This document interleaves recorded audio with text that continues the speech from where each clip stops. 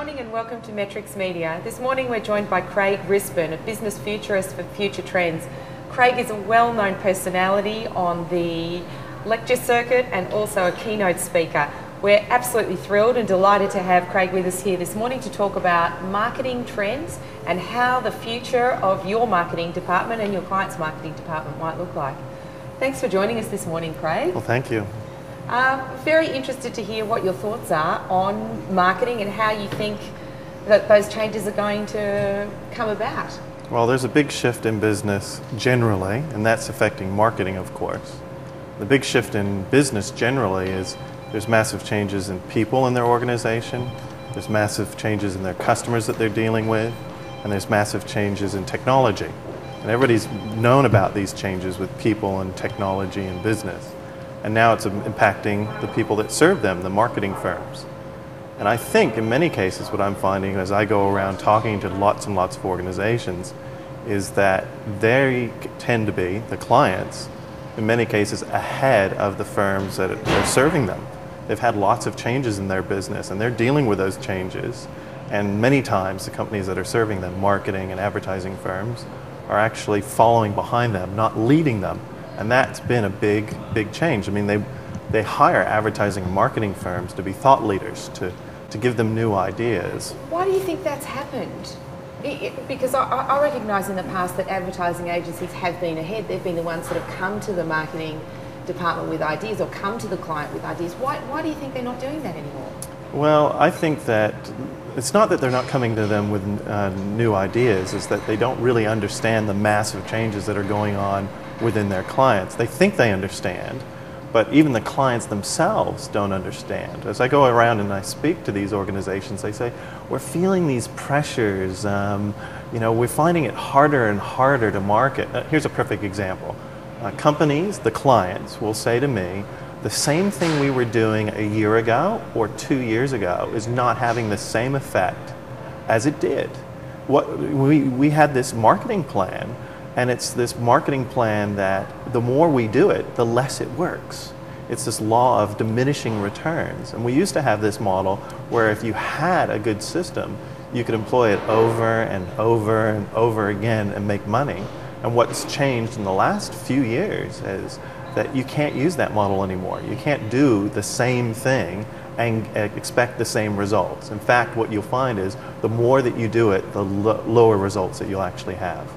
So is it perhaps that the advertising agency and the marketing department aren't as closely connected? They're not working together, they're not sharing results.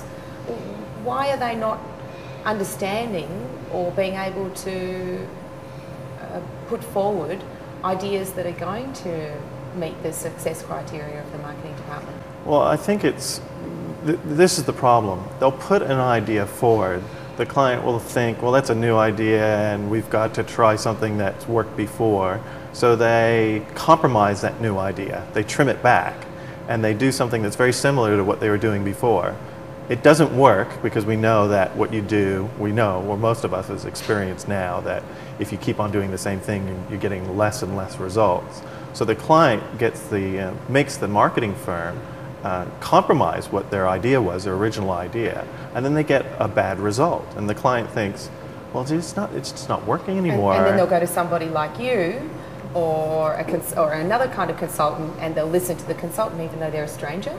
Well, I don't think that happens. I mean, when I go around and talk to companies, I talk about major trends that are influencing them, and they feel these trends. They know what's going on around their company, but they don't have a word for it. They don't have the context to put it in. And when I talk to, one of the topics that I speak about is marketing trends, and I say to them, hands up anybody who's doing the same thing that they were doing a few years ago and getting better results.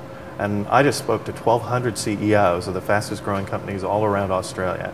And I had 1 or 2 hands out of 1,200 CEOs who said the same thing is producing better results. And this is really the issue, is an advertising or marketing firm comes to the client, brings them a good idea, an innovative idea. They trim it back to something that's very similar to what they were doing before and get a diminished result.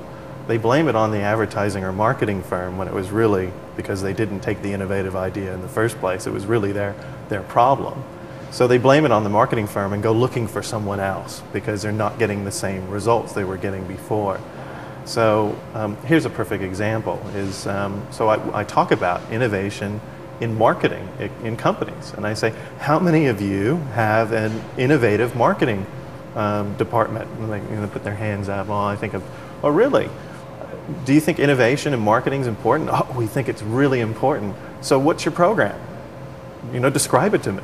And of course, the room goes silent because they don't have an innovative marketing program. They don't have an innovation program to try new ideas. They know they need to do it. 90% of the CEOs I surveyed said they must have an innovation program in marketing, in the way that they hire, the way they structure their business, an innovation program in general. But what happens is less than half of them have a program, and those who say they've got one don't really. They think they do. So how are they ahead of the vendor agency, if you will? Well, because they understand these changes that are going on in their industry much more than their actual service clients do. So the advertising firms or the marketing firms think they understand the client because the clients tell them this is what's happening or these are the issues that are going on around us. But they don't communicate it clearly. They don't understand the driving forces that are going on around them. So a client will say, for instance, here's a perfect example. We're finding it really hard to recruit and retain good staff. Have you heard this before? Of course. So they'll go to their marketing firm and say, help us with a recruitment and retainment program. We want to do some advertising. We want to do some marketing program. And they say, well, okay, let's do this. They put together an ad program or a marketing program. But what they don't realize is that the real issue, isn't the marketing, isn't the advertising program, it's the actual company. And they don't realize, they say, this is the problem, we can't find the good people. The real issue is the people aren't there.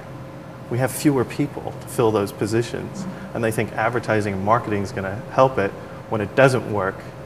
Or it could be a cultural issue as well. Yeah, it can be. It can be. But it's really this issue of companies, they're just putting their finger on these things that are changing their company, but they're using what the outside forces, but they're not communicating it clearly to their advertising and marketing firms. And then the original ideas from the service providers get compromised in the process, and they don't have true innovation. And what we're finding, I'll give an example. Speaking to these CEOs, I say, can you think of a consumer product that is really outstanding, is sold really well? And they scratch their heads for a little while, and I say, well, how about the Apple iPod? Have you heard about the Apple iPod? And oh, they put their hands up. Oh, we know about this. Our kids are dying to have one. And I said, great. So what has made the Apple iPod such a huge success? They'll sell about 3 million iPods this year. And they kind of scratch their heads. I don't know. I'm not sure what's made it a big success. Is it that it's really small or that it was advertised well? And they think about it for a little while, and I said, well, have you noticed that it's white? White? It's white. White? Yeah, well, when you see the kids around with the little headphones in, can't you instantly tell they have an iPod because it's white headphones as compared to black or silver?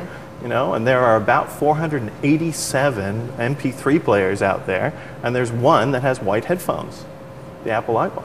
And how difficult was it to innovate white?